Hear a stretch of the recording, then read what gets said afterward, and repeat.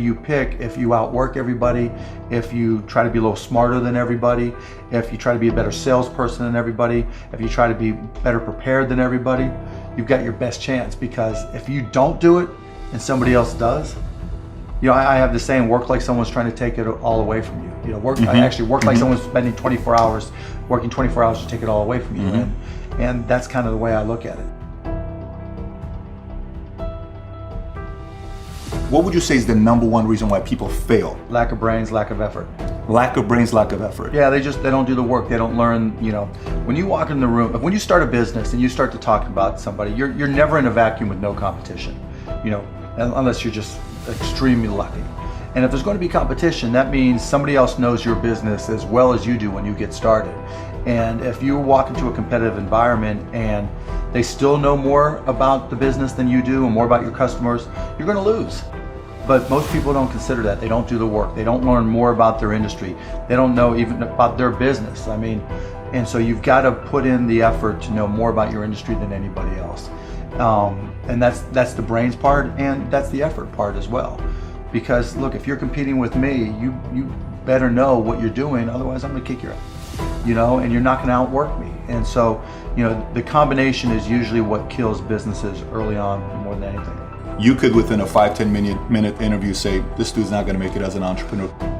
Yeah, I can typically tell, right? I can tell by their passion, I can tell by their focus, I can tell by their preparation. There's a whole realm of things in any business. Here's the business you're in, and here's 1,000 things that influence whether or not you're going to be successful. Through my experience in businesses, I can put myself in his position and say, okay, here are 900 of the 1,000 things he has to be aware of, and then go through and ask.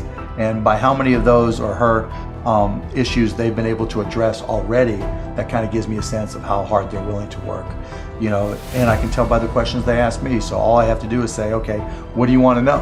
And when they start saying, what should I do? They ask you. Yeah, and that's fine, right? And I want them to ask questions, but people like to say, the only stupid questions are the ones you don't ask, and that's not right? Because the questions you ask tell whoever more about you than anything else you do. Because in particular, it tells me about your preparation. If you ask me questions about just basic things that you should have known and you should have down to a science, that's going to disqualify you almost more than anything. If you're not always learning, to this minute, if I'm not continuously learning, if I'm not just absorbing as much as I can absorb, someone else is going to kick my ass, right? So you talk about paranoia. The greatest source of your paranoia should be knowledge. If someone else knows more than you do, and if you're not learning, if you don't know how to learn, if you don't have a thirst for learning and acquiring information, you're SOL. Do you think there needs to be a healthy level of paranoia? Oh, absolutely. There needs to be. Oh, yeah. I mean, I always say, for every one of my businesses, I say, what would I do to kick my own ass? Right? So whatever business you have, there's somebody trying to put you out of business. There's somebody trying to take a bite out of your business. And it's better for you to figure out how they're going to do it rather than they do it. And so, yeah, that's being paranoid. And so you have to be paranoid. You have to anticipate other people's next moves, and you can't ever, downplay the competition. I was at a business plan competition this morning at a college, and they were kind of being dismissive of the competition. And so you can't ever do that. They're out there trying to take you down, and they're not just going to sit still. And if you're good, really, really good, you're going to inspire them to work even harder, faster, better. And so you have to be, very self-aware of what you're good at and what other people are good at. And, a healthy dose of paranoia makes a big difference. Is very helpful. Let's transition to a different subject with college. You went to IU, Yep. right? Now you got a lot of people that say, forget about school, drop out of school. They're idiots. So you think they're idiots? Idiots. Tell me why. If you're going to have and run a business, if you don't understand accounting, you're already behind the 8 ball. Can't you hire a guy that knows how to run But then accounting? they still have to communicate to you. Your accountant might tell you you're profitable, but your cash is going down.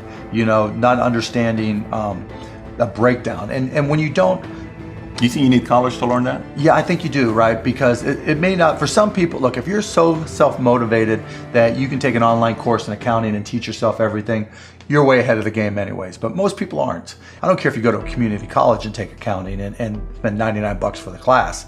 Just, spending the money forces you to be more obligated to do it.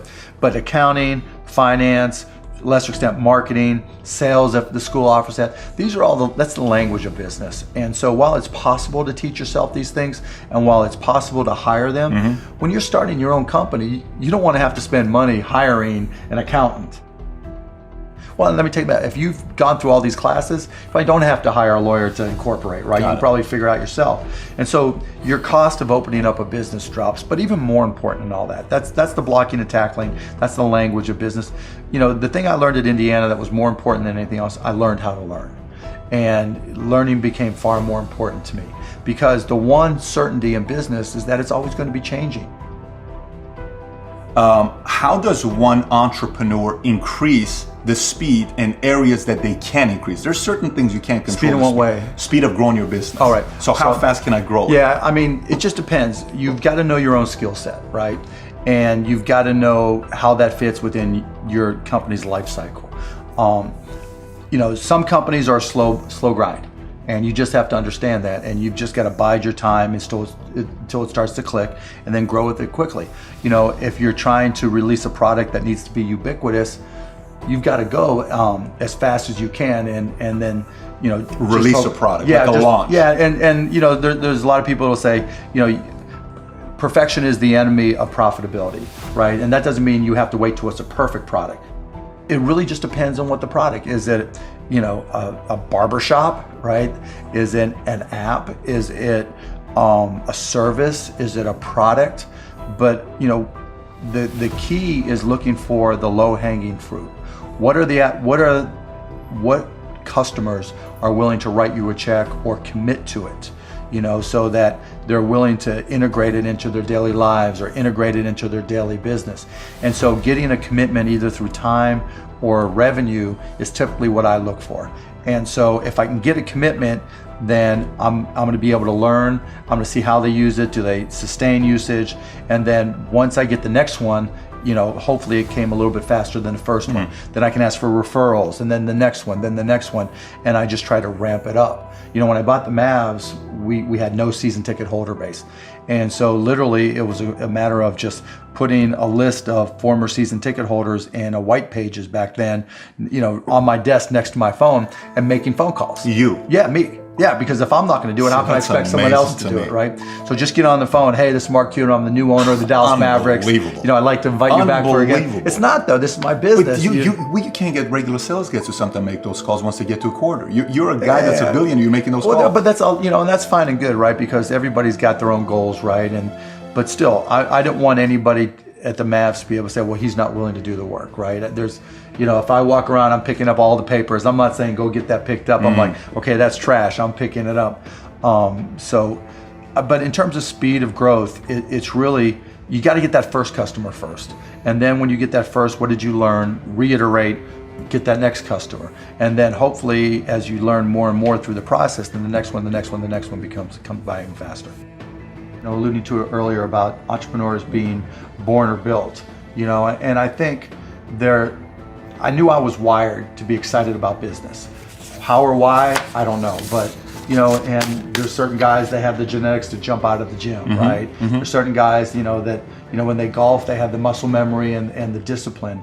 You know, Dirk Nowitzki may not be the most talented guy in the NBA, but his discipline and his focus to do what's necessary to be successful, he's willing to do, and combine it with being 7 feet tall and being skilled, you know, it makes him an amazing basketball player. So it's understanding what your skill set is, finding the right place to use those skills, and then going for it. You know, will that make you 250 grand? It depends if you pick the right industry.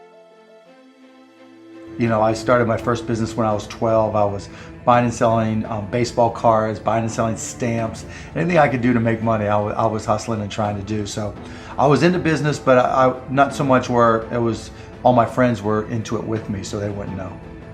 Baseball cards. Yeah, baseball cards, you name it. I mean, I grew up in Pittsburgh. And so I would, probably even less than 12 years old, I would go out and buy a bunch of baseball cards that I collected, and I would package, I would say, okay, you're guaranteed to have a Pittsburgh Pirate in this package, and I would charge 3 times as much, and I'd set up on this park bench down in the park down in Scott Township where I grew up, and I'd have these little sales, and it was great. I made money, and I mean, it was, you know, and I learned as much about business when I was 9, 10, and 12 as I learned any other time.